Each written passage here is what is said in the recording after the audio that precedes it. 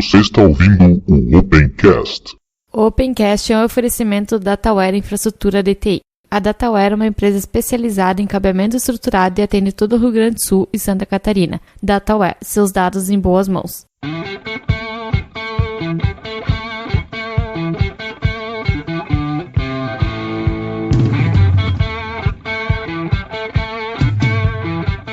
Está começando o Opencast, o seu podcast sobre tecnologias livres. Eu sou o Ivan, juntamente com o Diego. Tudo bem, Diego? Bom dia, boa tarde, boa noite, Ivan aí. Vamos mais uma vez uma gravação só nós dois aqui, essa dupla de dois. Pois é, né? Tá se tornando rotineiro isso daí, mas não é por falta de convites, o pessoal tá tendo problema. Tem gente com problema da internet, tem gente com problema no microfone. Sim, a gente tentou gravar ontem, deu problema com o Skype, tinha mais uma pessoa que ia participar junto aí, não conseguimos colocar essa pessoa dentro do Skype ali. Pois é, eu recebi a mensagem de vocês umas 12 ou 16 horas depois, agora não sei, tem que calcular ali. Mas eu recebi por acaso, do nada, apareceu a mensagem de vocês ali, mas estamos gravando aqui hoje de qualquer maneira aí, pra não ficar mais uma semana sem podcast, né? Isso aí. Mas lógico que a gente vai caprichar no conteúdo também, não é fazer por fazer também, né? Ah não, tem que ser bom, né, o episódio. Aí eu não garanto, né? Esse episódio aí, vamos tentar fazer ele mais ou menos especial de Halloween, né? É, também, né? A gente tentou convidar mais gente dos podcasts aí também, mas alguns não responderam, outros estão doentes, então tem gente do próprio podcast que não respondeu, deve estar ganhando dinheiro demais, né, senhora Prígia? Espaço da comunidade. Antes de começarmos os comentários do Espaço da Comunidade deste episódio, quero lembrar para vocês o que é o Espaço da Comunidade. O Espaço da Comunidade é um local, um espaço aqui no Opencast, onde vocês podem divulgar eventos e projetos, além de produtos e empresas, logicamente, que esses aí terão um custo, né? Mas qualquer coisa que vocês quiserem comentar sobre a comunidade, ou qualquer coisa que vocês queiram divulgar, esse espaço aqui está aberto para vocês. Além do que, a gente também fala sobre os últimos episódios que a gente fez, os comentários ou outras coisas que possam ter rendido aí na mídia. Quero lembrar vocês também que a nossa loja está no ar. Nessa loja nós temos ali produtos de rede, computadores, essas coisas assim, não apenas camisa, caneca e camisa e caneca. E para os ouvintes do Opencast nós temos um desconto de 7% se ao final do carrinho lá vocês fecharem e digitarem o cupom de desconto Opencast. A loja que está no ar é uma parceria com a Dataware, né, o nosso parceiro aí que vocês podem ter ouvido no início do episódio. É uma empresa a qual eu sou um dos sócios, então pode confiar, né? Se vocês confiam em mim, podem confiar na empresa também. Mas como a gente também tem camiseta e caneca como qualquer outro blog ou podcast por aí, se vocês quiserem comprar camisetas e canecas, vocês têm o site Vitrine Pix, lá tem alguns modelos, algumas estampas, a gente pode botar mais lá também. Temos também a parceria com a Dio Store, né, do Dio Linux, onde você botando o cupom de desconto Ubunteiro, você também vai ter um desconto e vai estar ajudando o site a se manter. Eu continuo pedindo ajuda pro pessoal aí que entende de WordPress, porque eu preciso fazer uma mudança para que o plugin que nós usamos agora, que tem um player em HTML5, para que as postagens apareçam também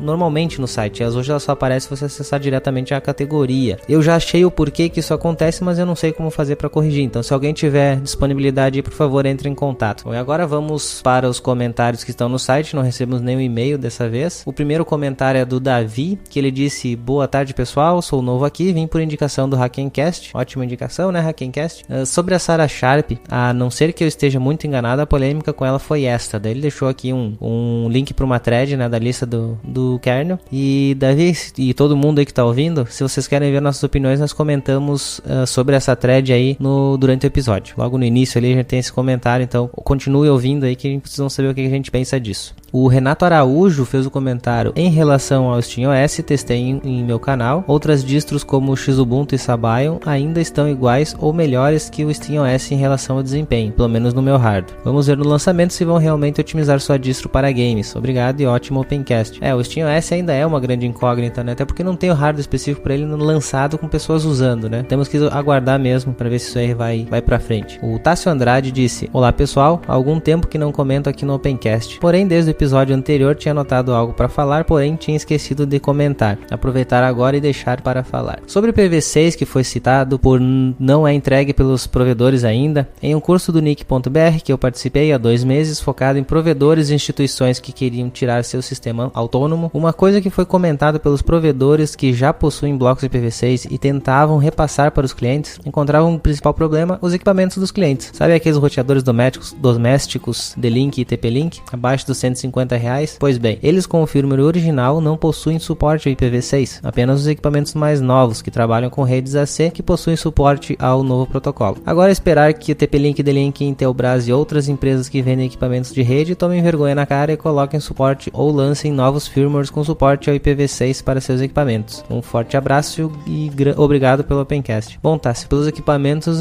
eu acredito como é o mercado, dificilmente vai sair novos firmwares, vão lançar novos modelos para o pessoal ter que gastar mais e comprar um novo, né? E parabéns por ter conseguido fazer o curso, né? Coisa que pra mim, como eu já citei ali, é quase impossível. O último comentário aqui é do Gildácio Júnior, que ele diz o seguinte: caras, curti muito o episódio, tenho de parar e fazer maratona para poder acompanhar logo quando ir ao ar os programas que já sigo para não demorar tanto a comentar. Anyway, vamos lá. Sobre a questão de como é o ambiente da comunidade livre, realmente é complicado. Pessoas que manjam muito tendem a ter ego inflado e serem menos simpáticas. Ponto para aqueles que fogem a essa regra. Isso podemos ver em várias comunidades, não só na do kernel, como Slackware, Git, Debian, como foi dito. O fato de a comunicação ser feita apenas por escrita incrementa ainda mais surgir burburinhos, ainda mais em e-mail lists. Em e-mails todos são valentes, todos são fodinhas, todos são tudo. Pessoalmente as coisas mudam, alguns se tornam até simpáticos. Vamos ver que há pessoas como o Ivan que não tem medo de apanhar por dizer sua opinião. Aliás, como aqui não é Facebook, você pode até surgir uma conversa bacana, umas discussões toscas.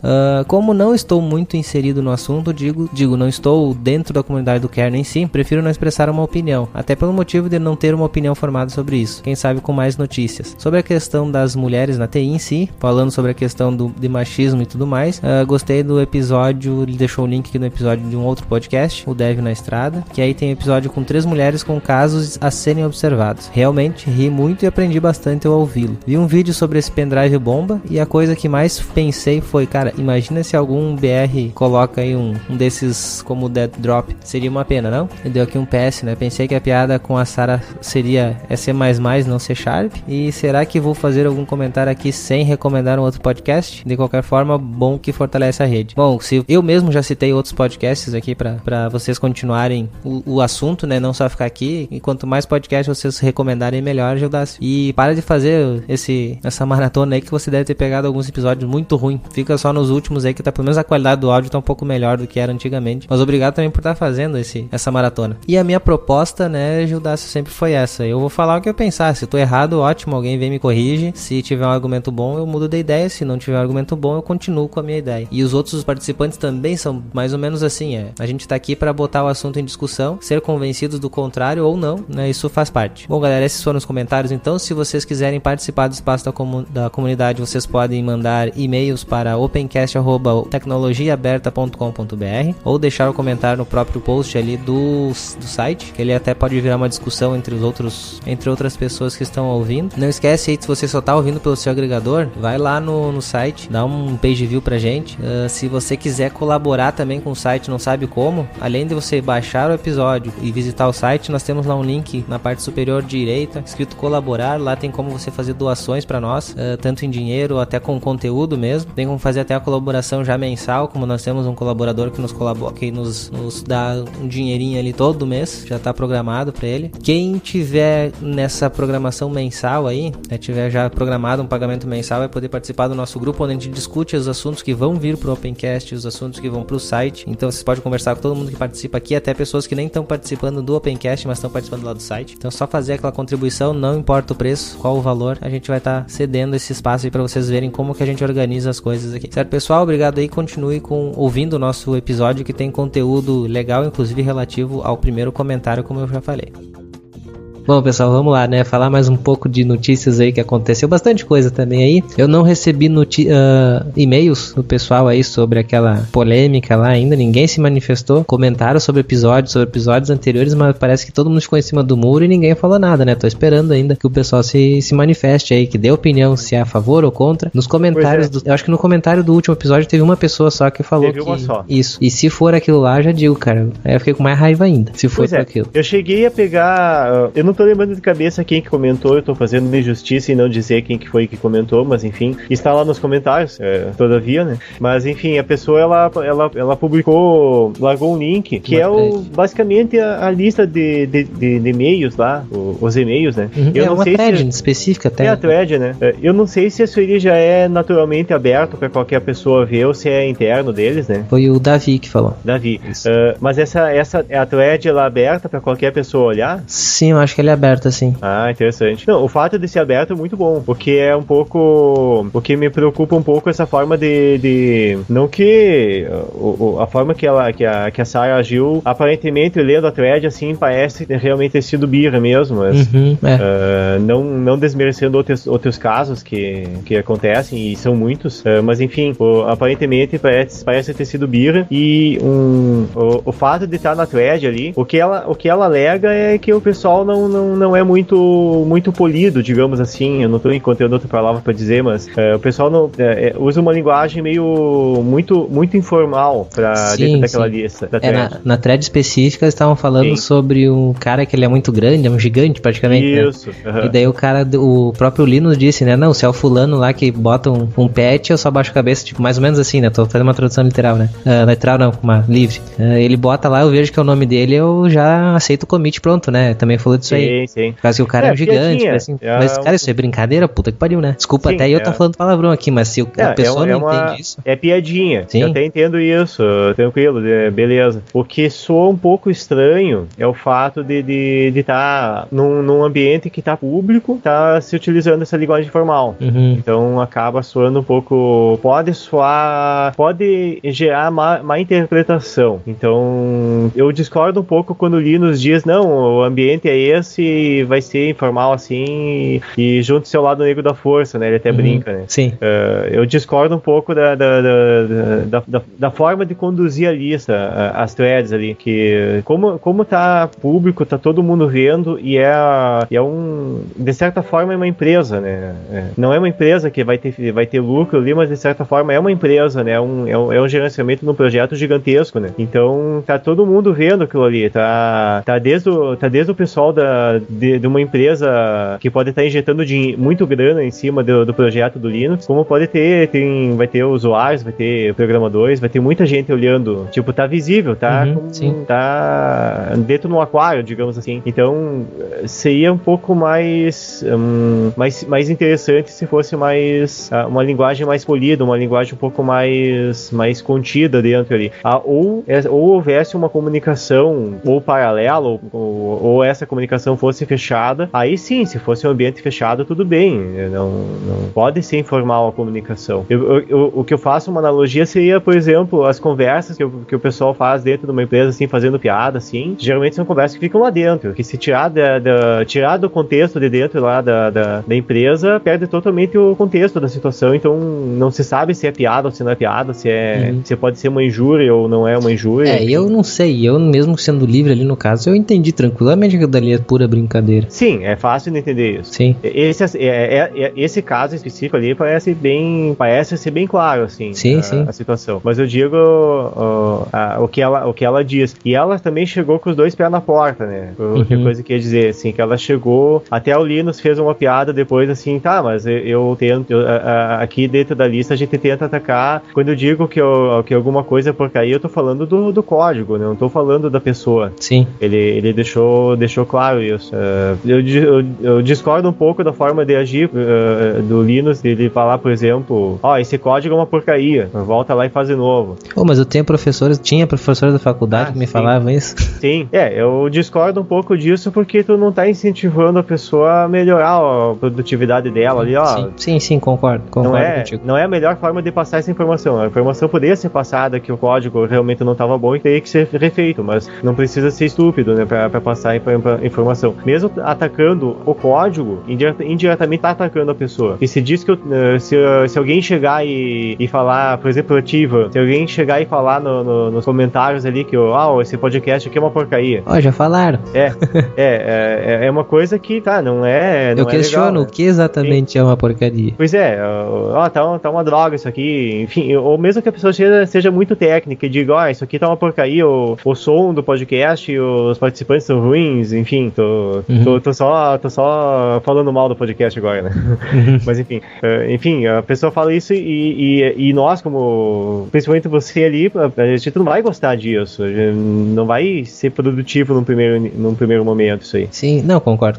Como já aconteceu, inclusive, eu sei como eu reagi. Primeiro eu perguntei pra pessoa, seja mais específico. Falar que é uma bosta, falar que é uma porcaria, pra mim não diz nada. Agora me diz o que é uma porcaria, o que tá ruim. Sim, que tem forma de falar que a coisa não tá legal, que tem que melhorar, sem utilizar palavrão, sem agredir a pessoa, mesmo que seja indiretamente, porque é uma agressão indireta, aquilo ali.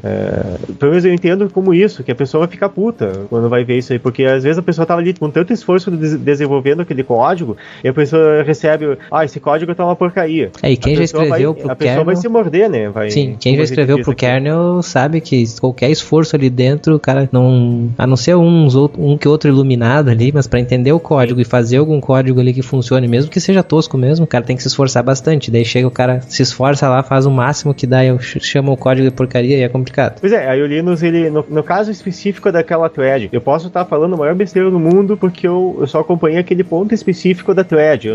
Eu não sei o que aconteceu antes e depois.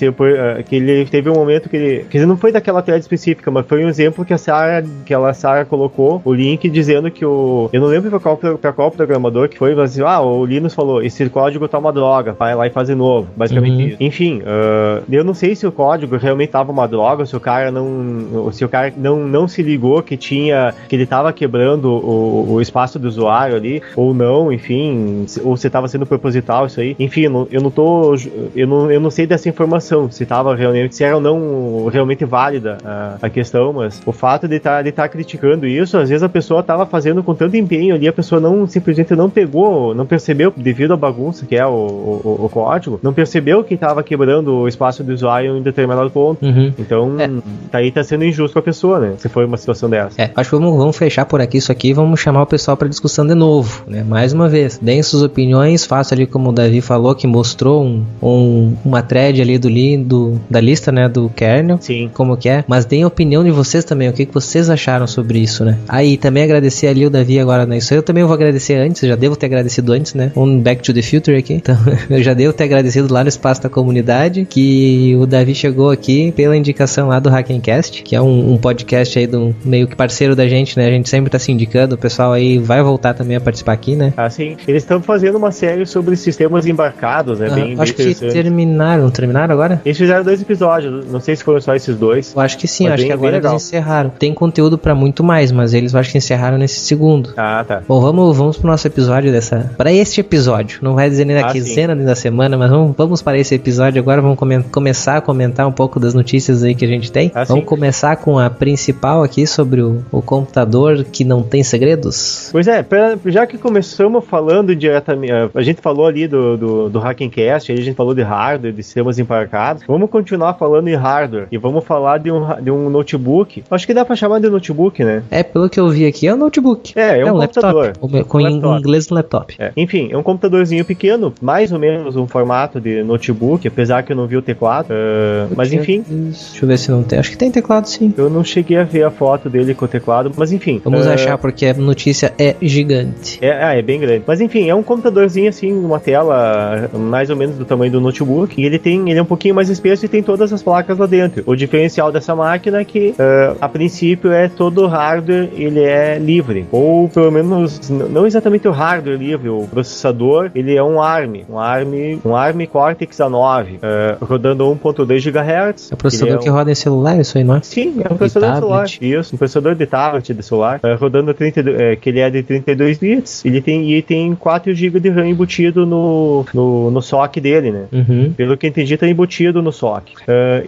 A tela dele é uma tela 1080p, nada de muito especial, assim. Aqui, deixa eu te falar aqui do teclado que eu já achei aqui no texto, ó. Os usuários podem adicionar um teclado da sua escolha, mas eles não incluem um. Tá. Ok. É bem interessante o formato do chassi dele, né? Mas ele parece mais uma espécie de desktop, assim, que vai ser colocado num pedestal, alguma coisa assim, e vai ser acoplado um teclado do lado. Ele tá mais pra uma coisa assim. Tá meio estranho, assim, o formato dele, como produto, assim, mas é bem interessante. Apesar que ele tem bateria. Eu tô vendo aqui uma bateria interna aí, então... Isso, tem no texto ali também pessoas que falam que já tem relatos de pessoas que fizeram alterações pra botar não é um pack, mas pra botar baterias a mais e companhia, mudar o layout dele. Essa é a ideia dele, né? A ideia é que até a carcaça dele, ela é grandinha, assim, pra permitir que a pessoa faça ajuste, mude a placa de lugar. Só que, claro, você vai mudar a placa de lugar, vai ter que mudar os furos, né, dela, mas enfim. Sim. A placa em si, ela é livre também? Eu acredito que sim, porque eles fizeram... Eu acho que sim, que deu a entender pelo que que eu li do texto, parece que a placa é livre, e os chips, o processador, eles conseguiram, esse processador que ele é fabricado, pelo que entendi, ele é de tecnologia de 40 nanômetros, e de forma que todos os firmwares envolvidos em todos os periféricos tivessem a opção de serem do software que está no firmware, dele ser livre. É meio estranho falar software que está no firmware, mas o firmware, de certa forma, ele é um código que ele é inserido através do computador dentro do chip ali. Então, antes de ser inserido, é um software, é um código. É um código que é inserido ali. Então, esse código que está no firmware, ele tem que ser livre. Ou tem que ser, no mínimo, auditável, pelo que eu entendi. Tem que ser, pelo menos tem que ter conhecimento dele. Não é necessariamente GPL, mas ele tem que ser open source. E basicamente isso. E eles inseriram também um chip FPGA, que eu não cheguei a ler tudo ali, mas dá a entender que é para poder permitir que algumas coisas sejam reprogramáveis ali dentro dessa placa. Então, se a pessoa quer utilizar esse computador para acionar, eles falam muito em motores ali, então, para usar uma indústria para acionar na parte de controle de automação, assim, então, se a pessoa quer acionar algum outro tipo de hardware, conseguir já deixar pré-programada essa placa através desse FPGA, algum detalhe assim, ou para adicionar novas funcionalidades à placa, enfim, mudar a forma que ela trata algum periférico, enfim. E, é claro, isso só falando da placa e da BIOS da máquina. E o sistema operacional que vai em cima, eles nem falam, porque vai ser um Linux, né? Provavelmente. Uma coisa que eu me pergunto dessas máquinas, já teve outras iniciativas de computadores, né? Não placa, por exemplo, o Arduino fez sucesso, o Raspberry Pi fez sucesso, mas computador mesmo, cara, já teve outras iniciativas, nenhuma deu certo até agora. Deu certo, pelo menos eu julgo como dá certo, alguma coisa começa a ser produzido e largado em grande escala. Pois é, essa aqui eu acho que ela tem um potencial um pouquinho maior de eventualmente dar certo, devido ao seu caráter de ser altamente modificável no estilo Arduino, assim. De a pessoa conseguir pegar e trocar a placa, alguma plaquinha que vai nela, conseguir trocar o tipo de periférico que vai nela. Eu acredito que a programação desse FPGA permita trocar a função que faz em alguma porta ali dessa placa ali. Eu não estou dizendo que vai transformar uma porta USB numa porta Ethernet, não estou falando disso, mas eu estou falando de algum outro tipo de conector ali que mude a função dos pinos dele. E eu acho que esse caráter de permitir hackear a placa, a máquina inteira, assim, isso que é o interessante. Inclusive, olhando a primeira foto, quer dizer, não é a primeira foto, mas uma das fotos da máquina ali, dá pra perceber que a carcaça tem um monte de pontos que tu pode colocar parafusos dentro. Sim. Então, acho que aquela azulzinha ali? É uma foto que mostra ela aberta, mostrando a bateria e a placa ali. O chassi dessa máquina, ele tem vários pontos que tu pode parafusar coisas ali. Então, é uma característica que permite botar uma plaquinha diferente ali dentro. Então, você tem espaço para parafusar, para prender essa placa ali de diferentes formas. Então, é uma coisa meio Lego. Isso que pode dar uma chance de ser bem sucedido. Não tem nenhuma empresa por trás disso, né? Eu acho que eles abriram uma empresa para fazer isso aí. Que eu vi que teve crowdfunding aqui, né? Pra fazer. Mesmo sendo através de crowdfunding, eu imagino que eles devam ter aberto uma empresa para poder gerenciar o processo. É que ele diz nos agradecimentos lá no final do artigo, ele agradece ao crowdfunding e as leis de Moore. Eles falam da lei de Moore por causa que depois que começou a ascensão dos... pelo que eu entendi assim, né? Depois que começou a ascensão dos processadores multicore, o processador ele não aumentou muito o clock individual de cada núcleo, assim, não teve um acréscimo significativo. Inclusive, em alguns casos, houve redução do clock. Sim, até ele diz que isso permitiu que um time, né, de 2 pessoas fosse capaz de juntar fundos, né, para implementar um laptop todos os dias, no uso diário. Isso. Eles até falam, assim, que eles puderam se dar o luxo de levar 3 anos para fazer isso. Graças a essa... que parou essa busca de tanto de poder de processamento através de uma única thread. Ó que nessa mesma... Não é que falou, é que não se consegue avançar mais tão fortemente, né? Isso que acontece. E não precisa também, não é que nem precisa hoje, né? É que pro uso doméstico, qualquer dispositivo tem o hardware mínimo necessário para fazer um uso doméstico desde há uns 10 anos já. Uhum. Na verdade a gente tá na mesma, cara. Faz tempo que a gente tá nos 3 GHz, 3.2, não sabe, né? Tem algum tipo de máquina assim que vai um pouquinho mais, outras um pouco menos, enfim.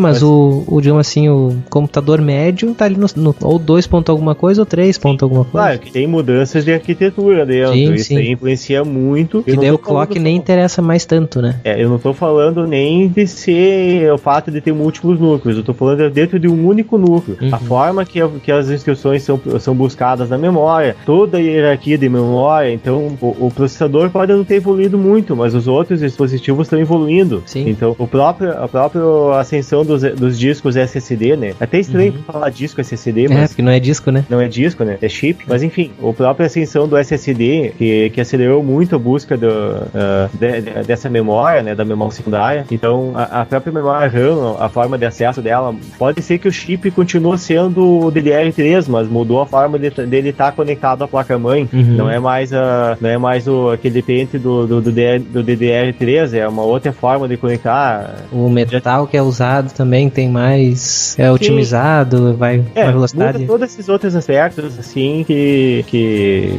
não estão evoluindo, assim, não pode estar evoluindo uma velocidade um pouco mais rápida que a questão dos processadores no sentido de ser um único núcleo, né?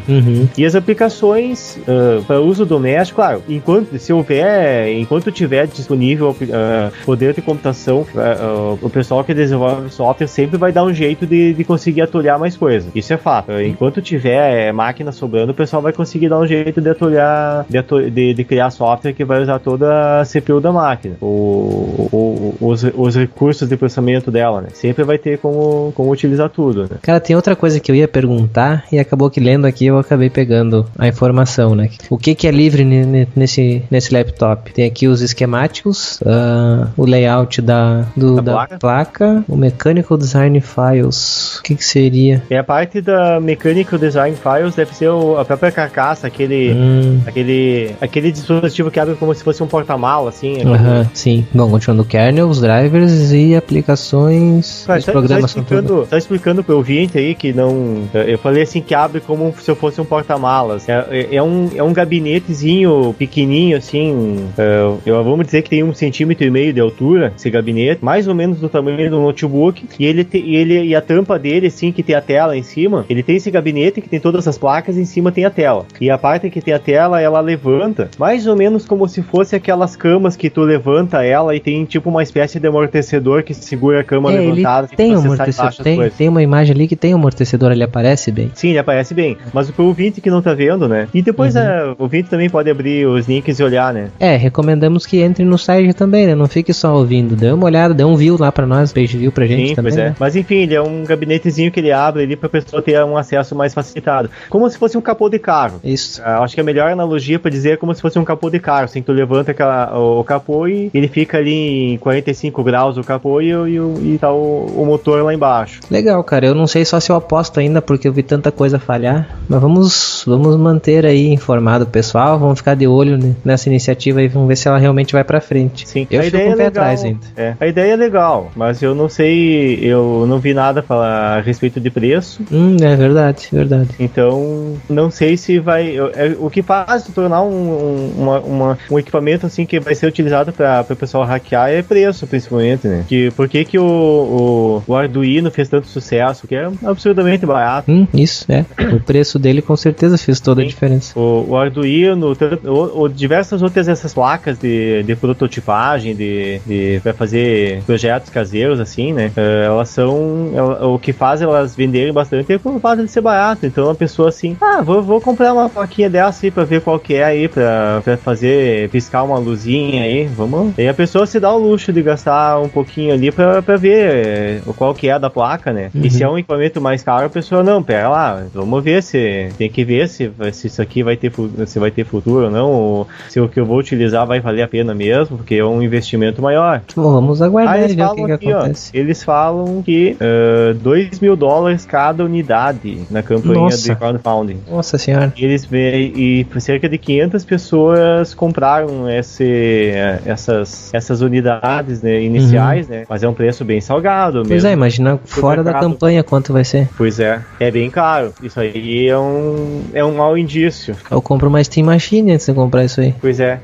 A questão, sim, tá, eu entendo o aspecto, é uma máquina livre, tu tem todos os esquemáticos dela, mas vale a pena gastar toda essa grana aí pra ter uma máquina que tem um ARMzinho ali, se a pessoa poderia comprar um outro tipo de placa. Com esse dinheiro tu não faz um puta de um cluster de Raspberry com muito mais potência? Pois é. O próprio Raspberry, ele tem um poder de processamento bastante semelhante. Pois é, em si. Com esse dinheiro tu faz um cluster deles, daí. Eu não sei. Não é 100% livre, o Raspberry não é livre, né? Não mas tu vai gastar dinheiro só por ser livre? Pois é. Eu sei que pessoas nos xingam porque nós somos Ozzy, mas, né, como é que tu vai contra-argumentar contra isso? Vamos dizer que eu vou comprar um negócio por $500 ou uma coisa por $2.000 que faz a mesma coisa. Tô chutando valores, que eu acho que o Raspberry é bem menos do que $500. Não, e o Raspberry, ele não é livre, mas tu consegue fazer um monte de brincadeira com ele. Ele é um monte de projetinho livre. O projeto é livre, apesar da placa ali não ser livre, mas tu consegue fazer um monte de coisa com ele. Então, e para coisas mais simples, tu pega o próprio Arduino. Uhum. É que assim, cara, entra naquela discussão, não adianta ser software livre se não é sustentável, né? Pois é, tem que ter um preço razoável, né, pra parada funcionar. Uhum. Então não adianta querer fazer o negócio todo incrementado com 1 milhão de coisas, assim, e o preço tá lá em cima, né? Sim, claro. Tem que começar de baixo. É, mais ou menos como começou o Mad Dog lá com o Projeto Cauã. Começa com a coisa pequena. Tá? A gente sabe que a ambição dele é grande. Ah, sim. E eu acho que não tá andando, mas eu não tenho dados, né? Mas eu não vejo essa coisa aparecer de fato, né? Já faz 2-3 anos aí eu não vejo aparecer, mas ele tá começando com o Raspberry, né? É, devagarinho, né? Sim. Bom, vamos continuar, vamos em frente, a gente só vai falar desse assunto. E vamos para a próxima notícia, então. Vamos falar um pouco sobre o programa Ardor, que está sendo aí processado pelo pessoal por botar música para baixar, né? Para download aí, sem pagar direitos autorais, né?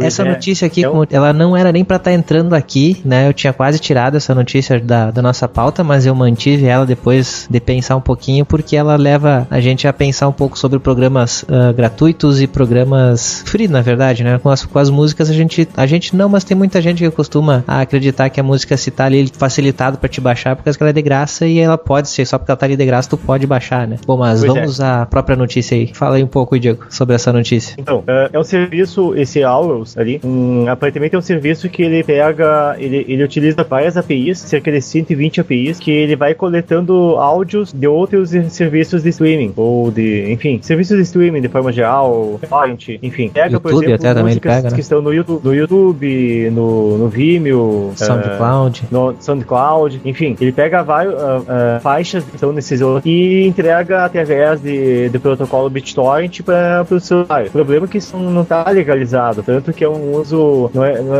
nem sendo a questão do uso do direito autoral, o simples fato de eles estarem quebrando as regras de API, por exemplo, do YouTube. Porque o YouTube não permite que um aplicativo terceiro entre lá e colete o conteúdo dele, porque precisa passar a publicidade dele, né? Isso. Enfim, mas é bem interessante esse aspecto técnico do serviço.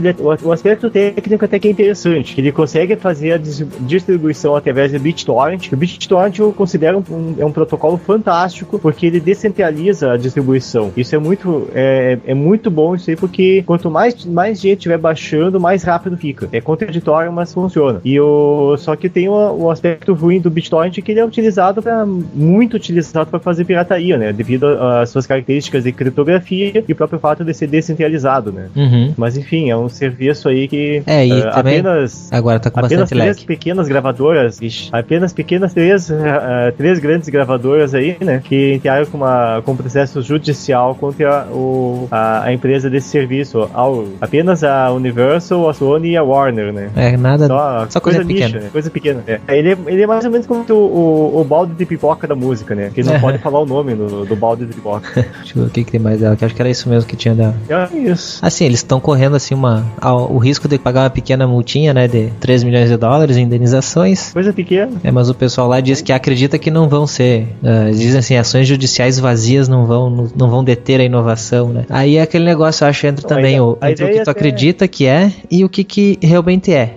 Se tu acredita que tu pode botar música lá que não teria problema, é uma coisa. Agora, o que as leis de direito autoral dizem são outras. E a gente tem que seguir a lei, né? Não aquilo que a gente só acha. É a diferença entre a legalidade e a moralidade, né? Sim. Pois é, o aspecto técnico desse aplicativo é bem interessante. Inclusive, esse aspecto de utilizar o protocolo BitTorrent, muitas pessoas não sabem, mas o Netflix, no início das suas operações, ele utilizava, de certa forma, uma abordagem meio estilo BitTorrent, para poder não carregar tanto os servidores dele.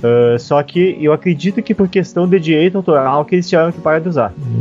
Porque eles vão ter que ceder provavelmente o código deles, né? Não é nem... Acho que é questão do direito autoral, porque fica só estranho pra questão do direito, o conteúdo está sendo servido a partir de uma máquina que é um cliente. Sim. Então cria essas aberrações jurídicas ali. Tecnicamente seria uma inovação muito boa tecnicamente, mas na prática tem esse empecilho jurídico que impede de utilizar de uma forma mais ampla. Sim, que de certa forma a pessoa estaria baixando o conteúdo pra máquina dela, né? Exato, tá baixando pra máquina da pessoa. Aí tu não tá simplesmente fazendo o streaming, tu tá baixando.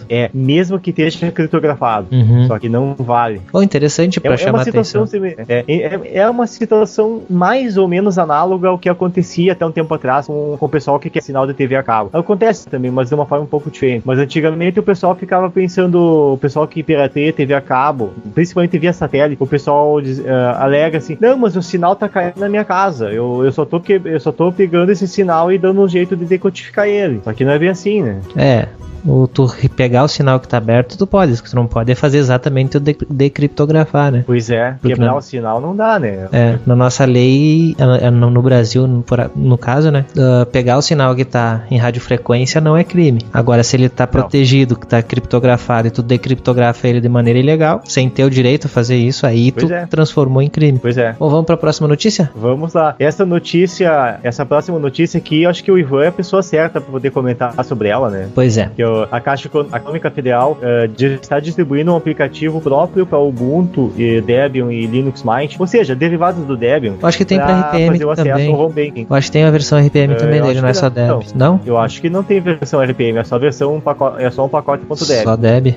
Tá. Bom, o que aconteceu? A Caixa Econômica até tinha como tu fazer ele funcionar no Linux antes, mas não era bem assim, né? Funcionava, mas não funcionava. Pois é. Algumas coisas parecia que não ia. Eu lembro que eu já tive problemas para conseguir acessar a Caixa, algumas vezes consegui, outras não. E agora a Caixa então desenvolveu, na verdade isso aqui não é a Caixa, né? Porque o programa que tá ali, ele é feito por uma empresa terceira que atende a Caixa na área de segurança para fazer o acesso ao site. Não só a Caixa, outros bancos também utilizam a mesma tecnologia, que é o tal do GB Plugin ou o Warsaw, acho que é assim a pronúncia correta do aplicativo que faz isso. Bom, o que eles fazem esse cara? Para te acessar o banco, eles botam uma camada a mais ali de segurança, dizem eles, né? No Windows, esse Warsaw funciona da seguinte maneira. Ele se mete no protocolo TCP/IP. Se você ver lá no Windows, ele vai estar nas conexões lá as propriedades de conexões de rede, onde tem todos os protocolos, tem um protocolo a mais que seria esse daí. E ele fica observando toda a comunicação TCP/IP, mas é sim toda, inclusive o que não diz respeito ao banco, a Caixa. Não é só o que está trafegando no HTTP em direção à Caixa, e nenhum conteúdo que fosse relacionado à Caixa. Tudo que passa pela tua conexão de rede, esse maldito pega. E ele analisa a informação, não é simplesmente entra ali e sai. Não, ele analisa essa informação para saber se não tá mandando informação para algum lugar. Isso é o que eles falam, né? Que é só isso que ele faz. Em um tempo remoto, eu não sei se continua sendo feito isso, esse aplicativo, além de coletar, analisar, ele mandava informação para um site de terceiro, que tu não fazia a mínima ideia de quem seja. Para alguém ia aquela informação, analisava e voltava para ti. Eu tive vários problemas com esse aplicativo, no Windows, inclusive, né? Principalmente no Windows, né? Porque não tinha naquela época para Linux, que a nossa aplicação acabava travando, a aplicação interna, né? Porque o programa ficava analisando a rede, utilizava a rede, ele ficava lá trocentos dias analisando para liberar uma conexão de rede. Aí um procedimento, por exemplo, que demorava lá 1 segundo, acabava demorando 2 minutos para te ver o grau de análise que ele fazia. Naquela época a gente viu que era porque na verdade ele estava tentando comunicar com o servidor terceiro para mandar a informação que ele estava lendo aqui dentro. Como nós tínhamos a rede bloqueada para isso, isso, ele ficava tentando até dar um timeout, ou vários timeouts, né? Ou seja, eu duvido que essa versão para Linux não faça a mesma coisa. Eu não fui atrás ainda, tá? Eu não procurei código, até porque não tem código, mas eu não procurei um TCP dump, alguma coisa assim. Não botei um Wireshark ainda para ver o que ele faz, porque eu não cheguei a instalar, e pretendo não instalar, inclusive. Mas se ele faz isso, cara, eu digo que a caixa antes não funcionava e agora a caixa te espiona. Ou seja, saiu do ruim pro pior, né? Pois é. E eu fiquei extremamente preocupado quando eu vi. Quando eu vi a notícia, não, Caixa Econômica Federal compatibiliza o Internet Bank com o Ubuntu, Debian e companhia. Legal, eu achei. Aí quando eu entrei na notícia e vi que era o Warsaw, cara, aí eu falei, que merda é essa? Foram as palavras que vieram na minha cabeça na hora. Que merda é essa? E eu continuo assim, cara.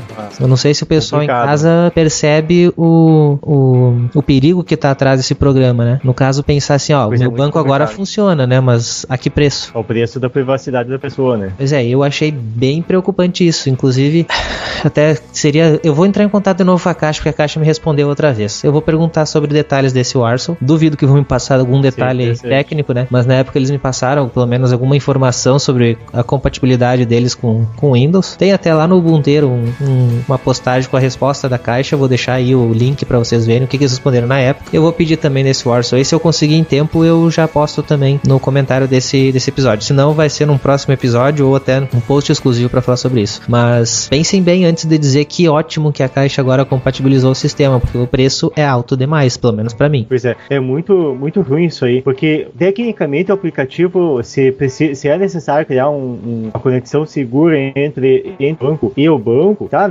Faz esse tunelamento, faz essa conexão segura, mas não precisa fazer trafegar todo o tráfego. Sim. Ali no meio. O perigo todo é esse. Fazer passar tudo. Isso aí. Pois é. Imaginando uma situação assim de um aplicativo de celular, do banco, eu imagino que ele também deva fazer isso, um aplicativo um aplicativo do Android. De iOS eu acho que não, até por causa das tretas lá da Apple. Mas eu imagino que o aplicativo ele também deve estar fazendo algo semelhante a isso, e eu imagino que não precisaria estar fazendo isso, já que não pode ter um aplicativo rodando em paralelo ali que ele pode estar infectando, pode estar roubando dados. Ele poderia estar muito bem rodar, sei lá, por exemplo, rodar como se fosse um game. Só abre o aplicativo do banco e não abre mais nada naquele momento. Sim. E no momento que abriu o aplicativo do banco, e aí ele todo o resto para e vai ser só o banco. O celular ele vira monotarefa, ou o computador. Ele vai passar a ser monotarefa naquele instante que ele tá trafegando ali, para poder ter essa garantia hipotética ali de segurança, que eu acredito que a saída não deva ser essa. Mas enfim, poderia ser algo assim, uma situação mais extremista. Mas eu acho que não é necessário fazer toda essa loucura aí. Poderia filtrar exatamente algo que fosse necessário, né? Sim. Eu tenho conta na Caixa, e eu te digo, prefiro ir lá no caixa eletrônico hoje do que instalar esse programa no meu computador. Prefiro perder a praticidade e ir no caixa eletrônico. Eu com certeza não vou instalar. Eu vou falar uma coisa a respeito do Banco do Brasil, cara. Pelo menos é o mesmo plugin que usa, sabia? Sim, é o mesmo. O Banco do Brasil, ele tá recolhendo um monte de caixa eletrônico na cidade. Ué? Ele tá forçando os usuários do Banco do Brasil a utilizar aqueles bancos 24 horas. E já em dois lugares aqui em Porto Alegre que o pessoal já tiraram dois caixas eletrônicos em 2 momentos pra forçar o pessoal a utilizar aquele banco 24 horas. É uma sacanagem. Em 2 lugares tem bastante movimento. Eu até vou dizer esses lugares aí pra quem é daqui ou é daqui de Porto Alegre ou conhece a região aqui de Porto Alegre. Que um é próximo ao Terminal Triângulo, aqui em Porto Alegre, que é um local de muito movimento, tem muita gente circulando ali. É um dos maiores terminais de ônibus de Porto Alegre. E outro ponto é lá na Cidade Baixa, que é um bar prêmio, tem diversos barzinhos. Dentro de um supermercado lá tinha um caixa eletrônico do Banco do Brasil, e agora eles tiraram esse caixa e estão forçando o pessoal a utilizar só o banco 24 horas. Então, nem o caixa eletrônico estão deixando usar. Do caixa eletrônico talvez seja até por causa da segurança e o custo que é tu manter um caixa eletrônico. Bom, para comprar um caixa eletrônico é uma fortuna. Pois é, mas é uma sacanagem, porque eu não sei como é que é hoje, mas numa época tinha que pagar uma taxa a cada operação que tu fazia naquele banco 24 horas, aqueles caixas eletrônicos, tu tinha que pagar uma taxa aí. E aqueles caixas eletrônicos do banco 24 horas, não sei como é que tá hoje, mas até pouco tempo atrás eles tinham uma falha de segurança gravíssima para o Banco do Brasil, que é muito fácil do pessoal botar um teclado falso por cima do painel dele e conseguir sugar as informações informações de quem era cliente do Banco do Brasil. Era muito fácil. Aí botava o chupa-cabra lá. Botava um chupa-cabra porque não precisava, naqueles caixas lá, chegava o absurdo de a pessoa só ter que utilizar a droga do cartão. Não precisava muito mais informação. Tinha situações específicas que a pessoa só precisava do cartão, não precisava da senha. Que coisa. Era bizarro. Pois é. Tipo, agora parece que eles melhoraram essa questão do software ali, mas mesmo assim é complicado. Pessoal, talvez vocês tenham notado aí uma mudança um pouco até de delay, tá? Que a gente tá na nossa gravação, mas pra quem tava no Twitter eu falei, só pra gente esclarecer porque que tá um pouco diferente agora, a partir dessa última notícia, a gente tá com uma diferençazinha aí no episódio. A gente teve vários problemas pra gravar, inclusive enquanto nós estávamos gravando, até a notícia anterior a essa que a gente deu do banco, na verdade antes do Ardor lá, nós tivemos um rompimento de cabo ali na frente da casa do Diego, né? Pois é, cara, passou um caminhão e pelo menos a situação foi simplesmente não é nem bizarra a palavra, é uma situação totalmente louca, assim, que a gente tava gravando e de repente acabou a gravação, parou, caiu a internet, eu olhei pro modem, o modem da DSL e tinha perdido o enlace de conexão. Assim, normalmente ele perdia a conexão, não o enlace. Tirei o telefone do gancho, telefone mudo. Aí eu desço, vou lá na portaria do prédio, vou dar uma verificada lá. O que acontece, pra minha surpresa, o que tinha quando eu chego lá embaixo? Tinha um técnico da GVT às 11 horas da noite, no poste na frente de casa, no alto da escada. Eu assim, ó senhor, caiu, tu acabou de desligar meu telefone, hein? Faz favor de conectar de novo, cara. O cara não conectou meu telefone e o cara disse, deve ter passado um caminhão aqui que arrebentou toda a caixa de comutação que fica no poste. A caixa, de fato, a caixa de comutação tava toda zoada. Mas o técnico chegou lá e o cara foi lá pra ligar, o cara ligou 4 ramais que estavam desconectados e não ligou, e desligou o meu. Assim, como, meu, tu veio aqui pra arrumar, pra botar o negócio pra funcionar ou pra piorar mais, né, do que tava. O cara foi lá e dias já que eu tô usando a internet emprestada aí hoje, faz 2 dias que o cara não tá, eu tô sem linha telefônica, sem internet, voltei aos anos 90, né, porque passar um feriadão... Só faltou a conexão de escada, né? Como que eu vou fazer conexão de escada? Eu vou fazer conexão de escada, eu vou levar meu notebook lá no orelhão, acho. Isso. Pô, dava pra fazer, antigamente a gente fazia. Pois só se eu fizer isso, cara. Tipo, passar um feriadão com internet datinha é foda, né? Bom, então, mas enfim. Isso aí é também pra explicar por que às vezes parece que agora vai parecer que a gente tem um certo atraso entre um comentário ali, ou meu ou do Diego, tá? Vai dar uma perdida, às vezes a gente vai tentar amenizar assim, mas vai ficar um pouquinho ruim, né? Pois cara, eu tô usando uma internet, graças ao meu vizinho aí, que cedeu gentilmente a senha aí, eu fui lá pedir a senha e gentilmente cedeu a senha pra passar esse fim de semana e até resolver essa situação, mas mesmo assim, cara, eu tô através do Wi-Fi, tipo, atravessando diversas paredes até chegar ao roteador, né? E isso já bota a nossa outra notícia, que é a implementação do 5G. Quem sabe isso resolveu o teu problema, não ia ter cabo, né? Cara, o que mais me impressiona no 5, nas especificações do 5G é a questão da latência, não é a questão da velocidade. A velocidade é absurda, mas é a questão da latência. É uma latência menor do que conexão cabeada. Eles querem chegar à latência de 1 milissegundo. Cara, eu não tenho 1 milissegundo na cabeada. A latência, por exemplo, tá nos atrapalhando agora pra fazer a gravação. Pois a latência é esse atraso, né? Que eu falo, aí daqui 3 segundos o Ivan tá escutando e respondendo. Isso, parece que a gente tá num link de satélite. Isso, que é diferente a latência e a velocidade. Às vezes tu pode ter uma internet lá de 30 mega, mas se a latência for ruim, não adiantou nada, né? Principalmente pra esse tipo de coisa que a gente tá fazendo, que são conferências que precisam de uma resposta rápida, né? Sim, pois é uma situação típicas que precisam de baixa latência, conferências, né? Seja um Skype, como a gente tá fazendo agora, ou uma conferência de áudio, né, que a gente tá fazendo, seja uma conferência de vídeo, seja um jogo online, que para jogar online a pessoa também precisa de baixíssima latência, também. Fazer uma conexão remota de computador, até mesmo um SSH, a pessoa vai fazer uma conexão remota, a pessoa precisa que a informação vá e volte, né? Não é a pessoa não tá assistindo um streaming de vídeo, a pessoa não tá assistindo Netflix, ou um YouTube, ou qualquer outro serviço de vídeo, a pessoa bota carregar o vídeo sob demanda, né? Não tem tanta urgência, né? Se levar 2 segundos pro vídeo pro pacote sair do servidor e chegar até a tua casa, não tem problema. A questão é que tenha velocidade para um caso de vídeo, mas para um caso de uma conferência é necessário um mínimo de velocidade, mas principalmente latência. Bom, e a previsão da implantação dos testes do 5G é no Brasil, essa para ser em 2016? Testes no Brasil, aqui em 2016 no Brasil, testes eles vão acontecer intermediados através da Universidade Federal do Ceará, a UFC, não confundir com as prostitutas lá. Eu não tinha nem feito essa ligação.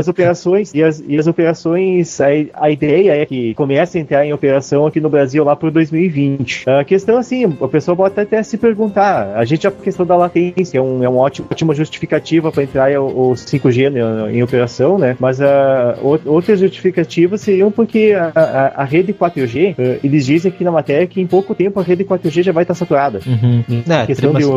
A questão do 3G nem começou a funcionar ainda direito. Eu tô falando de 3G mesmo, porque 3G eu vou em vários lugares aqui que eu tenho conexão Edge ainda. O 3G, teoricamente, ele teria velocidade mais do que suficiente para 90% ou até mais, 95% do uso da internet que uma pessoa faria. Digo, a nível de um usuário, né? Não para botar numa casa inteira através do roteador. Mas para uma pessoa isoladamente, tecnicamente ele teria velocidades acho que o 3G clássico ele é na casa dos 7 MB por segundo. O 3G+. Sem falar do 3G. O 3G+, passa de 20 MB por segundo. Então tem velocidade, tem banda para conseguir fazer, inclusive, streaming de vídeo, essas outras coisas. A questão da latência aí já complica um pouco, mas a pessoa poderia, teoricamente, assistir um streaming de vídeo tranquilamente num 3G clássico. Sim. A questão é que não está implementado da forma correta, pelo menos aqui no Brasil, né? Novidade, né? E essas tecnologias elas vão se somando. Então, vai sendo implementado, está em operação o 3G. O 3G ele se soma ao 3G, mas o 4G e daqui um pouco o 5G. E mais ainda o 2G, né? Então, tudo agrega um pouquinho ali para poder conseguir oferecer internet que todo mundo quer internet e cada vez mais rápido. E tá tudo virando, tudo internet e mais rápido, mais conexão e mais conexão. Enfim, banda falta, né? Nunca existe sobra banda, nunca é demais a velocidade. E a latência também nunca é de menos. Exatamente. Bom, vamos seguindo? Acho que vamos lá, né? A gente acabou falando da velocidade desse 5. Sim. Ele chegaria à casa dos 5 gigabits, acho que é. 5 gigabits pelos testes da Ericsson e pelos testes da Nokia chega a 10 gigabits por segundo. Então, é velocidade pra caramba. Mas a questão não é nem a velocidade. O interessante dessa tecnologia nem é a velocidade, é a latência. Isso é o grande destaque, né? Pois é o destaque mesmo. Mas enfim. Pois é, vamos ver até 2020. Bom, até lá, quem sabe o 4G consiga entrar, o 3G se solidifique, o 4G começa a entrar de verdade. Pois é. O 3G tem muitas cidades no Brasil que nem tem 3G ainda. E 4G é só pouquíssimas cidades. Eu comprei o celular novo e nem me preocupei com 4G, porque eu sabia que ia demorar pra ter, então concentrei no que funcionava pra mim. E que tinha um preço acessível. Mas dependendo... pelo menos aqui em Porto Alegre tem o 4G. Na maior parte da cidade tem o 4G. Nas capitais tu tem, até porque era a regra da Copa, né? Que tivesse, mesmo assim não teve em todos, eu acho. Mas não são todas as capitais, são só algumas, né? As capitais que tinham jogos. Isso, cara. É só um pedacinho do Brasil, as capitais que tem o tal do 4G, né? Claro que depois da Copa ainda a cidade foi incorporando também, mas muito poucas. Eu consegui ver 4G em Santa Maria também. Nossa. Mas, tipo assim, aquele risco de sinal, entrou 3G, deu aquela turbinada, não era no meu celular, era o celular do colega que tinha 4G. Deu aquela turbinada durante 5 minutos e morreu. Pois é, mas a questão até do 3G, né, que hoje uma conexão móvel, para tu conseguir usufruir ela de uma forma minimamente decente, tem que ter um 3G, né? Sim. E a gente não fala nem num 3G, nossa, 2, 3 mega por segundo, não. Se tiver conexão de 500 kbps, o pessoal já tá feliz. Que é o tipo básico para poder conseguir carregar uma imagem no WhatsApp, que seja, né? Conseguir abrir uma rede social, um site, uma coisa básica ali, né? Tipo, o suficiente para fazer um streaming, dependendo da situação. Mas enfim, isso aí, já que estamos falando de streaming, né? Isso aí emenda por uma polêmica aí, envolvendo uma tecnologia muito famosa de streaming de vídeo, né? Tem o YouTube. Pois é. O que o YouTube tá aprontando aí com a relação ao seu serviço de streaming? O YouTube Red. O que ele vai permitir pra gente fazer? Ter planos pagos do YouTube com vídeos offline livre de propagandas. A parte da propaganda é legal. Vídeos offline, tu vai ter que baixar antes, eu acho, né? Não tem como saber, né? Não tem como saber que tu vai querer o vídeo. Ou tem, na verdade, claro, tem né? que baixar antes, né? Não, isso que nem fosse um esporte da vida, mas é até interessante. Você assina um canal, um certo produtor de vídeo, um canal do YouTube, de forma geral. Eu quero que esses vídeos, quando eu tiver baixe eles, deixe eles offline quando eu tiver no Wi-Fi, pra quando não tiver conexão, quando eu tiver no 2G aqui no Brasil, eu consiga assistir, né? Mas pra isso eu tenho... até que é interessante. Eu tenho o Download Helper pra fazer isso. Pois é, mas o Download Helper, ele é... O YouTube reconhece oficialmente o Download Helper? Não, com certeza não. Provavelmente não, né? Não, ele utiliza da API do Ubuntu pra... Ele utiliza da API do YouTube pra fazer isso. Tá. Pois é. Enfim, essa questão, assim... Isso ele se os aspectos bons ali desse YouTube Red. Mas qual que é a parte ruim? Ou as partes ruins? Bom, tem o custo dele? Vai ser em dólares, dele, cara? Né? Que por enquanto é só nos Estados Unidos, né? Eles não liberaram pra todo mundo. Não. Tá começando lá a nível experimental esse ano. E a partir do ano que vem, a partir de janeiro do ano que vem, eles vão começar a fazer produções independentes. E essa questão das produções independentes, e isso ali é ali que tá a treta. A questão dele ofertar vídeos offline, dele tirar publicidade, o pessoal acho que eu imagino que a maioria das pessoas acha ok isso aí. Até o preço dele, pensando no mercado americano, não parece ser um preço muito fora da realidade. Eu já vi alguns sites eles falarem em cerca de $10 e outros sites eles falarem em questão de $12, mas enfim, é um valor mais ou menos essa faixa aí. Não parece ser um valor muito caro para um público americano lá nos Estados Unidos, mas a questão é por que as pessoas vão querer pagar por mais um serviço, né? Aí o YouTube ele também colocou essa ideia, vamos colocar produções nossas, né? Da mesma forma que o Netflix tem suas produções próprias. Sim. E outros serviços de vídeo também tem conteúdo próprio, né? Quer dizer, imagino que deva ter, né, conteúdo próprio em outros serviços de vídeo, mas sim.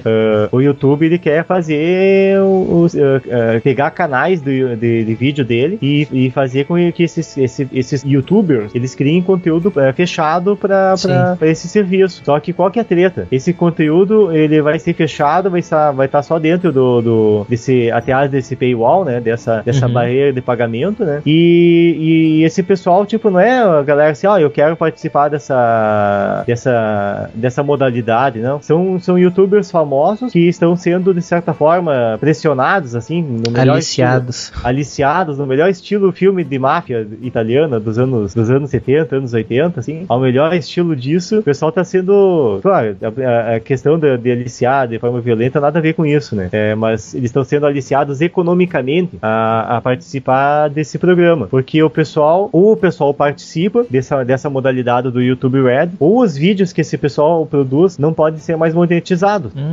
Então o pessoal tá possesso, né? O pessoal tá louco na cabeça. Deixa eu ver se eu entendi. Eu aqui com tecnologia aberta, eu não vou poder escolher participar disso. Eu tenho que ser chamado pelo Google para participar. Acho que escolher participar até tu pode escolher, mas se tu for chamado para participar, tu não tem como dizer não. Tá, entendi. A questão é essa. Se você é um YouTube, vamos dizer assim que o tecnologia aberta seja convidado de uma forma um pouco mais incisiva a participar do programa do YouTube Red, do sistema do YouTube Red, tu não vai poder dizer não. Quer dizer, tu pode dizer não. Se tu disser não, os seus vídeos não podem ser monetizados. E eles vão ser marcados como vídeos privados. Que bom. Pois é, essa é a treta. E como é que fica a licença dos vídeos que estão participando do YouTube Red? Não vai poder usar Creative Commons? Vai ter que usar a licença do YouTube? Não sei. Provavelmente licença do YouTube. Mas eles não é só YouTubers, né, que vão participar dessa jogada, né? Que tem de uma galera que tá participando dos termos, assim, do que o YouTube tá impondo, né? Está a ESPN, que vai transmitir algum tipo de programação esportiva através do YouTube de forma paga, e tem outros canais grandes, assim, de redes de televisão que vão participar. A ideia é colocar, eu tô tentando achar aqui quem são essas redes de TV, né? Mas tem outras além da ESPN, né? Que eles estão pensando em transmitir, inclusive filmes também, né? E também tem outro aspecto. O conteúdo que tá no Google Play também vai fazer parte dessa mensalidade. Então, tu assina um e ganha os dois. Na verdade, os três, né? O Google Play Vídeos e o Google Play Música, né?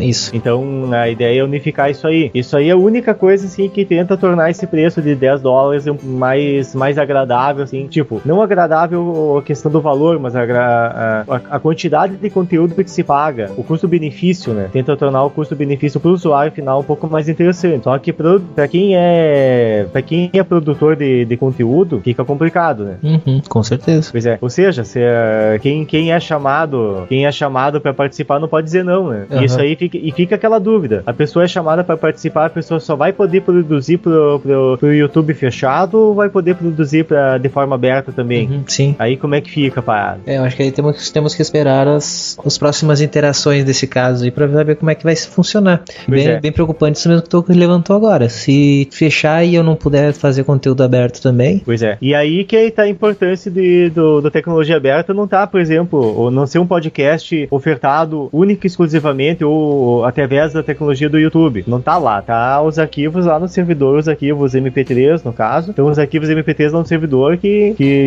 o Ivan ali tá pagando o servidor e tá ali os arquivos. Independente de se o YouTube deixar de existir daqui a alguns anos, o Google pode explodir o Google no meio ali que o podcast continua, né?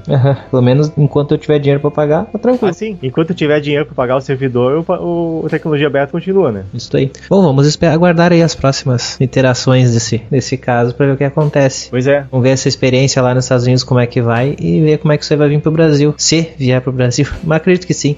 Pois é. Me pareceu bem claro a competição com o Netflix, isso aí, né? Tá muito claro essa competição com o Netflix. Isso aí. Então, isso aí. Falando em preocupações, próxima notícia aqui também deixa preocupado o pessoal aí que tem site, no caso nós, inclusive, que aconteceu no Acre, né? Pois é, cara. O pessoal, até o pessoal que, um dos autores que escreveu uma matéria aí a respeito dessa história lá do Acre, né? A pessoa fez bastante referências às famosas piadas a respeito do Acre, que o Acre é muito longe, que a pessoa que faz a previsão do tempo ficava na frente do mapa do Acre e nunca apontava o dedo pro Acre, enfim. Essas pequenas brincadeiras, né? Algumas não são tão engraçadas assim, né? Então beiram a xenofobia, mas enfim. A treta que tá rolando ali no Acre é que todos os blogueiros minimamente famosos de lá, né? Os 133 blogueiros, eles receberam uma intimação da Vara de Registros Públicos e de Cartas Precatórias da comarca de Rio Branco. E qual que é o motivo? Eles precisam regularizar os seus blogs. Eles precisam tornar, de certa forma, tornar empresa os blogs deles e pagar impostos, pagar toda a burocracia de cartório por causa de uma lei de 1973. Cara, que regula, droga, né? Essa lei, ela regula jornais, gráficas, emissoras de TV e rádio e agências de notícias, né? Pelo que eu entendi, eles encaixaram os blogs como agências de notícia. Agência de notícia. Imprensa, órgãos de imprensa. Que, se caso não fizesse essa regularização, seria classificado como um exercício ilegal da imprensa. Que piada. Cara, que piada, né? Brasil, né? Pois é basicamente isso, né? Eu imagino que ninguém desses blogueiros deva ter feito essa regularização, né? Porque é cômico isso aí, né? Sim, eu acho que isso aí chega no STF e cai sem muita discussão até. Tomara, né? Tomara, eu acredito que sim. Senão vai ser um problema, cara. Vai ter muita coisa fechando, muito site fechando. E isso aí beira a censura, né? Claro, não dá pra colocar o nome de censura em algo que pode ser explicado pela estupidez humana, né? Que é o caso, eu acho que por pura burocracia, por pura estupidez, foi feita essa cagada aí, né? Desse cartório lá quer dizer, nem o cartório, desse órgão dos cartórios lá de Rio Branco, né? Da comarca lá. Viu o custo aqui? Aí eles vão ter que pagar R$ 610,80 para fazer o registro, mais 150 cada mudança que forem realizar. Até R$610, dependendo da situação. Na pior situação possível, você ia pagar cerca de R$600 e mais 150 cada mudança. Ou seja, até mesmo se a pessoa regulariza o blog dela e depois essa pessoa desiste daquele blog, não quer mais ter aquele blog, a pessoa tem que pagar mais R$150 para dizer, não, agora tá inativo isso aqui. Complicado, né? Mesmo, cara. Pois é. Mas, felizmente a imprensa, de forma geral, ela tá do lado dos blogueiros. A imprensa, os órgãos de imprensa, de forma geral, assim, os jornais, as TVs, estão do lado dos blogueiros como também agentes da imprensa, né? Então eles também sentem isso, né? E eles também fazem uso de blogs, então eles também sentiam na pele revele essa situação, então eles também estão defendendo que esse regramento tá ilegal, né? Uhum. Seria aqui R$81 mil a mais no caixa se todos esses 133 tivessem que pagar R$610, né? Pois é. Isso que ficou interessante pros caras lá. Cara, cartório sabe como fazer dinheiro, né? Uhum. Cara, cartório é bicho ruim. Não... Tu tá vendo aqui nos comentários do BR Linux tem um cara ali, ainda bem que é no Acre, já pensou se fosse no Brasil? Cara, é piada, né? Mas o problema é que se isso aí sai desse ambiente regional ali, só do estado do Acre, e parte para outros estados, né? Uhum. Imagina, tipo, se acontecendo isso lá no Acre, já deu toda essa treta, imagina se tivesse acontecido, por exemplo, no Rio de Janeiro, em São Paulo, aqui no Rio Grande do Sul. Uhum. Imagina a treta que ia dar. Mas enfim... Mais uma pra gente ficar observando, né, cara, e ficar preocupado. Nem com o Marco Civil não vão querer... Se bem que o Marco Civil nessa história, o Marco Civil não tem nada a ver. Não tem como nem proteger, nem como... Eu acho que o Marco Civil não influencia a respeito disso. Aí não vai influenciar mesmo. Nem o Marco Civil, nem o Marco Militar, né? Tem que arranjar esse barulhinho pra botar aí. Vou botar a musiquinha da Praça Nossa, né? Bom, vamos continuar então. Falando de dinheiro, né? A Mozilla tá lançando uma bolsa de $1 milhão para apoiar projetos open source. Só falta dizer que é em barras de ouro que vale mais que dinheiro. Pois é, a pergunta de $1 milhão. Pois é, a Mozilla lançou um projeto aí para incentivar projetos open source e tá procurando pessoas, tá procurando candidatos a participar dessa bolsa aí, né? Imagino que os critérios não devem ser bem criteriosos, né? Bem rigorosos esses critérios aí para um projeto bom, né? Uhum. Mas enfim, quem é desenvolvedor aí, tá aí a chance de conseguir alavancar a sua ideia, né? Só que tem aquele detalhezinho, né? São projetos nos quais a Mozilla se apoia. Sim. Ou seja, não é simplesmente ser um projeto open source bom, tem que ser um projeto que interesse a Mozilla, né? Ou seja, tem interesse comercial. O que eles estão fazendo aí, na verdade, é sendo um investidor anjo, né? Sim. Se alguém tem aí baixo da cartola aí uma ideia mágica para revolucionar o Mozilla Firefox, vai lá e ganha $1 milhão para poder botar esse projeto na prática. Pelo que eu entendi, na verdade, não vai ser um projeto que vai ganhar $1 milhão, né? E sim vai ser $1 milhão dados a mais de um projeto, pelo que eu entendi. São vários projetos. Isso, eles vão escolher e vão dividir esse dinheiro com esses caras. O legal aqui, que tu não basta ter um projeto bom, tu tem que falar isso para um integrante da Mozilla e esse também tem que estar disposto a defender o teu projeto, né? Tem que vender a ideia. Tu vai ter que fazer o pitch antes com o pessoal algum integrante da Mozilla para depois ele defender junto na Mozilla o teu projeto. Sim. E aí sim, quem sabe tu ganhar dinheiro. Ganhar não é bem ganhar, né? Não, a pessoa não vai ganhar dinheiro. Quem vai receber o dinheiro é o projeto, é a tua ideia, não é tu. Tu não vai comprar uma Ferrari com esse dinheiro. Esquece. Sim. Vai investir no que tu precisa do projeto, equipamento, pessoal. Exato. É pra virando realidade. Só isso. O pagamento é ver a ideia funcionando. Uhum, sim. Claro que deve sobrar um pouquinho das crianças, mas não se animem muito. Mas a gente não conseguiu ainda aquela entrevistinha lá, né, sobre a Mozilla, né? Pois é. Que parece que tem sujeira lá. A entrevista da Mozilla aí, pois é. A entrevista que era pra falar sobre os aspectos mais técnicos, assim, do funcionamento da Mozilla, assim, essa babou, né? Uhum. Agora existe a possibilidade real de ter uma entrevista falando dos podres, né? Vamos ver. Acho que sai. Que os nossos contatos dentro da Mozilla não estão mais dentro da Mozilla, então... Pois é. O que resta é falar os podres da Mozilla, né? Mas em breve acho que sai. Acho que rola. E aí, tem pauta pra fazer vários episódios com o pessoal, né? Mas enfim. Bom, vamos pra próxima então, mais uma aí? Vamos. Essa aqui é bem ligada também ao software livre, né? Reino Unido adotando o software livre no lugar do Microsoft Office. Muito bom. Eu achei interessante, eu gostei do nome do grupo que tá apoiando essa mudança, né? Que é o Colabora. Colabora Productivity. Eu achei engraçado o nome. A ideia, eu não gosto muito quando é só essa ideia, tá? A ideia do Reino Unido, pelo que diz aqui na matéria, é trazer um pouco de economia aos cofres públicos. O bom é que também diz aqui que também trazer mais segurança. Mas se for nessa ordem mesmo, o que eles estão querendo de imediato é economizar dinheiro e não aumentar a qualidade do serviço. Pois é. Isso eu não acho legal, mas acho legal que pelo menos eles estão vendo essa solução, né? Ao contrário do Brasil que está comprando licença de Office. A torta direito, né? Então o Reino Unido, assim como a Itália, né, pretende parar de pagar essas licenças aí para Microsoft E o suporte também, né? Que não é só a licença, eles pagam por suporte. Então, o suporte vai acabar, acho que continua, né? Só que, digamos assim, o que alguns são contra, inclusive se tu falar com a ABS, eles vão falar que não, que o dinheiro vai sair do país, mas se tu vai precisar de suporte, vai ter que ser uma empresa dentro do país que vai ter que dar o suporte, né? E não um indiano que vai dar, por exemplo, aqui no Brasil, um indiano vai dar suporte. Não, vai ter que ser uma equipe daqui. Ou seja, daí sim vai deixar o dinheiro no país e não sair pra fora, né? Um indiano não seria, na melhor das hipóteses, na pior das hipóteses, no caso, né, seria um português, né? Não, é que tem os indianos que tentam falar português também. Aí tudo bem, mas é bem sofrível.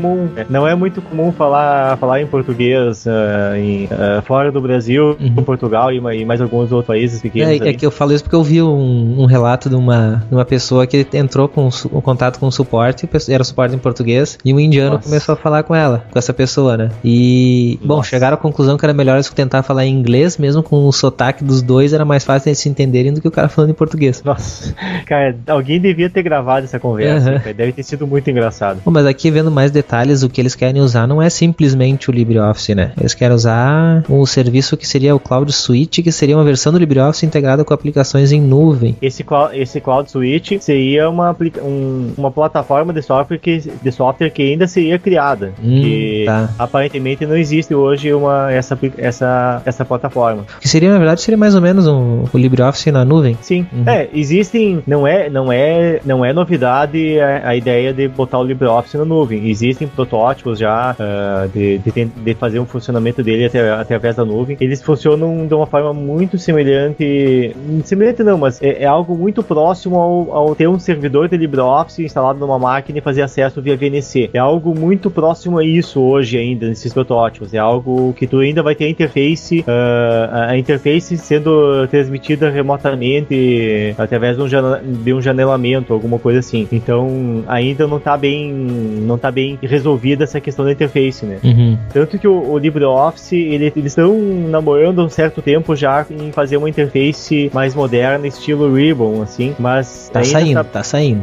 Devagarinho eles vão... É que todo o desenvolvimento que aconteceu ainda lá no tempo do OpenOffice e antes, ainda no tempo do StarOffice e antes ainda do tempo que houve um tempo que o LibreOffice e o StarOffice lá, eles eram fechados, era um software fechado, desenvolvido lá na Alemanha. Então a LibreOffice, eles estão fazendo todo um processo de ter ainda muito código feito em C e C++, que é muito antigo esse código, que está utilizando versões muito antigas do C++.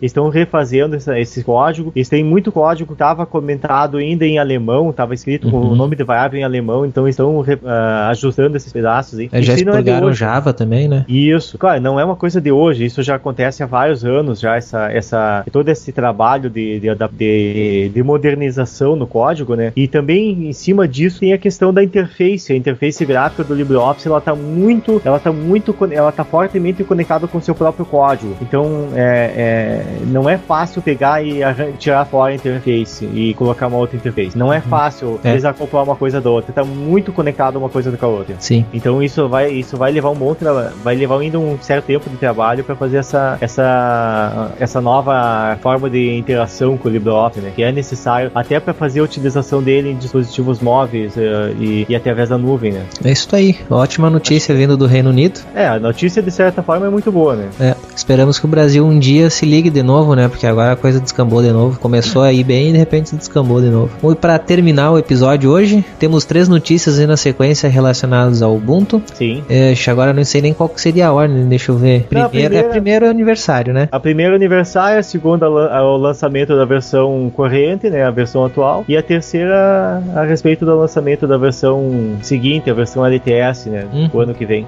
Aqui então, o Ubuntu completou 11 anos, né, de existência. Tô olhando aqui as imagens do Ubuntu 4.10 que eu usei, foi o primeiro que eu usei. Eu não usei na data de lançamento e nem foi nos meses ali de lançamento. Eu usei depois, mas foi a primeira versão que eu usei. Depois eu fui subindo versão por versão até chegar hoje aí que estou usando em um computador a 15.10 Não, a 1510 não, a 1504. Não mudei pra 1510 ainda. E a 1404 nesse outro computador aqui que eu preciso de estabilidade. Então tem várias mudanças que aconteceram aí no Ubuntu desde então, né? Desde esses 11 anos de existência. Sim. Desde ser só uma tentativa de simplificação ali da instalação do Linux, né? O GNOME sendo melhorado para ficar mais fácil de mexer. Sim. Até chegar hoje nós temos uma interface própria, né? Sim. E por sinal, pelo menos nós consideramos que é uma interface muito boa, né? Eu prefiro ela. É bastante eficiente. Ela funciona. Uhum. Então ali, ó, desde 2004, então, com a primeira release no dia 20 de outubro. Aí em 2005 vem a instalação por USB, né? Em 2006 começou o CD Live e o Install. Eles foram merjados. Como é que é merjado? Foram integrados, isso, não conseguia vir a palavra. Então foram integrados num único CD. Antes tu tinha 2 CDs, um pra cada coisa. Depois começaram a usar em 2007 o Compis, que graças a Deus largaram essa porcaria. Deixava um monte de efeitinho legal na tela, mas o que dava de crash de vídeo não era fácil. O Compis, quem nunca, pelo menos dessa época aí, quem lembra do Compis, fazia efeito de foguinho, cubo girando, cheio. Fechar a janela, eu fechava fechavam um aviãozinho de papel e saía voando. Sim, cheio de pirula, né? Ainda tem hoje gente tentando usar isso, cara. E aí depois bota pra funcionar e reclama porque dá pau. Sério, eu vejo isso ainda. Bom, continuando aqui na cronologia, né, ano a ano, em 2008 teve a nova ferramenta do Ubi e o Netbook Remix, que foi o precursor aí do Unity, né? Cara, o Ubi eu acho que nem tá funcionando mais. Não tentei mais, mas eu sei que uma vez eles chegaram a anunciar o fim dele. Não sei se continua funcionando. Que o Ubi seria o Windows Ubuntu Installer, né? Você instalava direto do Windows como se fosse um programa e não como fazer a instalação mesmo, né? Ficava mais corrente isso aí. Eu acho que pararam. Em 2009 eles botaram a Software Center, botaram o XT4 e a Notify OST, que até hoje não funciona direito pra mim esse negócio, esse último, porque ele começa a cuspir informação na tela, eu não tenho como configurar, como fechar, simplesmente eu tenho que esperar eles acabarem todas as notificações. E por que eu digo que isso aí pra mim não funciona? Porque eu uso o Pidgin é integrado a isso, né? E eu tenho uma lista de usuários da empresa que ultrapassa tranquilo ali os 1000 usuários. E aí começa ali, eu entro no Pidgin e começa a vir 1000 notificações dele, eu faço o dia inteiro só passando essas notificações. Aí, né, aí fica chato. Acaba que o que eu preciso ver nas notificações aparece lá no final do dia, uma coisa que aconteceu na metade da manhã. Nossa. 2010, mudaram o Ubuntu logo. Mudaram toda a forma gráfica dele, toda a parte gráfica. Não foi só o logo, ícones, temas foram refeitos. Em 2011, então, veio o Unity como padrão, né, no Ubuntu. Sim. Só falando 2010, né, 2010 foi quando o Ubuntu abandonou aquele marrom... Marrom cocô? Aquele marrom cocô e passou a utilizar as cores, o layout atual de cores, né? Então, 2011 veio o Unity, 2012 foi introduzido o HUD e a Web App Integration, que na verdade eu nunca vi isso aqui funcionar também muito bem, nunca vi muito sentido. Na época que foi lançada também critiquei nesse sentido, achei ok, legal, interessante, mas não vi sentido em utilização mesmo para Web App. Eles já estavam querendo preparar isso até para os celulares, né? Já tinha essa ideia ali, mesmo que não nos falassem. E em 2013 tivemos o Ubuntu Edge, né? Que não saiu, na verdade, tivemos a campanha só do Ubuntu Edge. Em 2014, notícia ruim, que o Ubuntu One fechou. Eu utilizava bastante o Ubuntu One como para arquivos na nuvem. E em 2015, agora, então, tivemos os primeiros telefones com o Ubuntu também indo à venda, né? Sim, então foram três aparelhos do Ubuntu Phone e através de duas empresas diferentes, né? Isso, a BQ e a Meizu? Não. Acho que não lembro de cabeça. Bom, a gente pode estar falando merda agora, assim. Eu sei que a BQ eu tenho certeza. Enfim, tem pra quem quiser olhar mais curiosidades a respeito da história do Ubuntu, fica o link aí pra verificar essas curiosidades. Tem ali o Ubuntu Facts, né? Tem o Ubuntu Facts, né, ali alguns pontos legais. É legal, eu como usuário Ubuntu aí, já de longa data, desde o início, como representante do Ubuntu BRRS também, faz tempo que eu não falo disso, porque o pessoal, mesmo quando eu tava tentando, o pessoal não se comunicava, a gente nunca conseguiu fazer funcionar de fato o Ubuntu RS, até porque a gente tem a lista do Linux, que o pessoal acaba trabalhando mais pelo Linux do que pelo próprio Ubuntu RS, né? Bom, continuando então das 3 notícias do Ubuntu, tivemos o lançamento da versão 15.10, que novidade mesmo, acho que não tem grande coisa, né? Atualização dos softwares utilizados, o LibreOffice 5.0, o Unity 7.3.3, sim, a versão 3.5 do Python, kernel 4.2, a Screwbar ali também deram. Isso, eles mudaram um pouquinho. E eu acho que a novidade maior ali é o suporte ao o controle da Steam. Acho que essa é a maior novidade a respeito dessa versão do Ubuntu, né? E o resto é correçãozinha. Sim. Botou uma funçãozinha a mais, assim, de coisa pequena. Que até um tempo atrás tinha essa...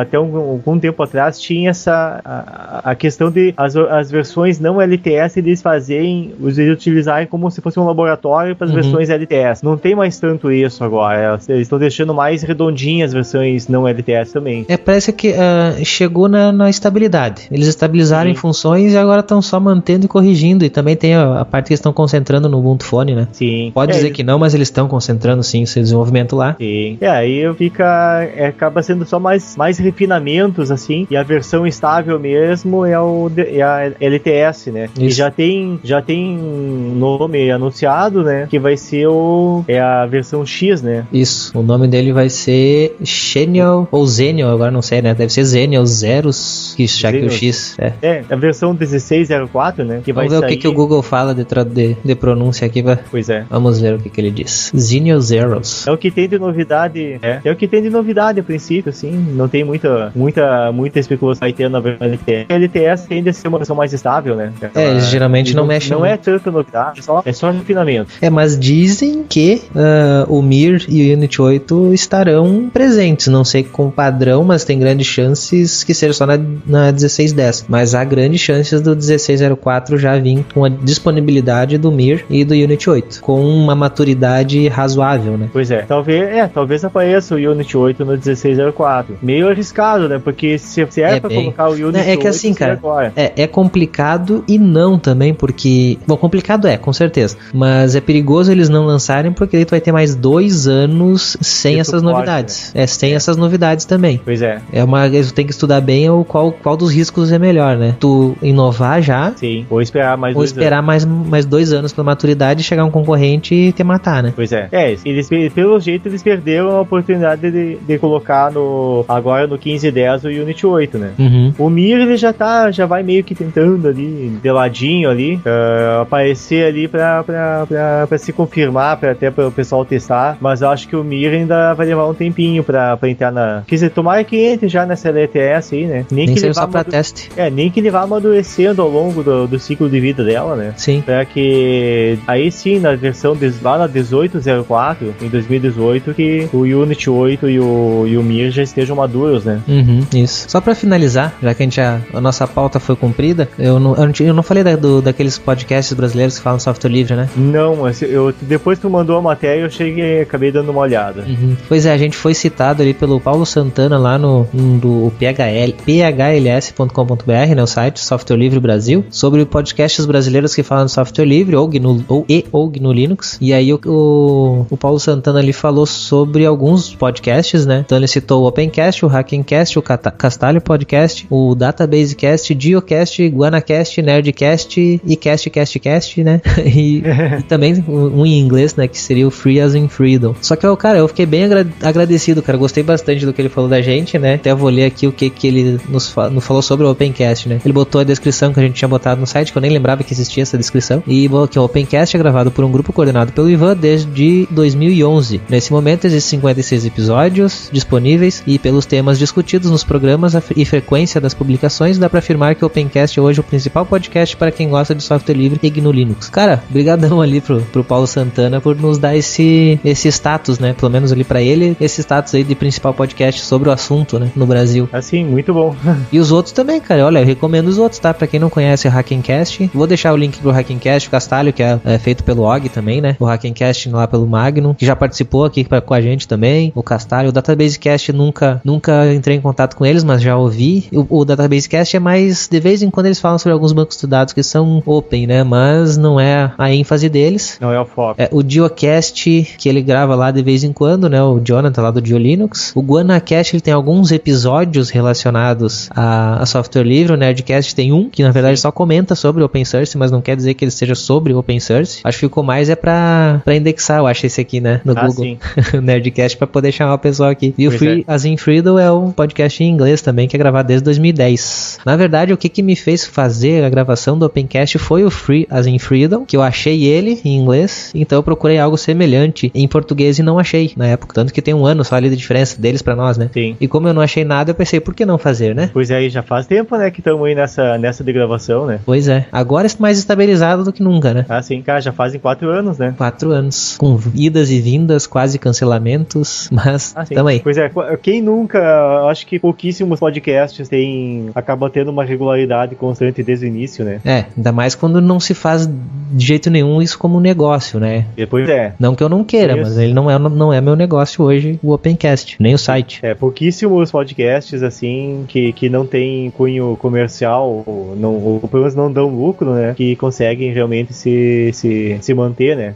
Bom, isso aí, só queria deixar um agradecimento aí ao Paulo Santana por ter nos citado, né? Eu acho que fica o agradecimento em nome de toda a equipe, de todo mundo que já participou e quem ainda vai participar e quem participa hoje, por essa lembrança aí, né, do Opencast. Diego, muito obrigado aí pela essa... Nós estamos gravando aqui, de fato, na véspera de feriado, né? O episódio vai ao ar no feriado. Então nós começamos a gravar num dia, estamos gravando no outro, pra terminar. A gente começou a gravar numa quinta-feira e agora estamos aqui no domingo. Não, vou ser sincero. A gente tentou começar a gravar na quarta, começou a gravar na quinta e estamos terminando no domingo. Pois é. Mas obrigado até por se dispor, né? Também a poder perder um pouco do domingo aí pra gente gravar e finalizar essa gravação de uma vez. Mas que nada, já tava questão de honra, né?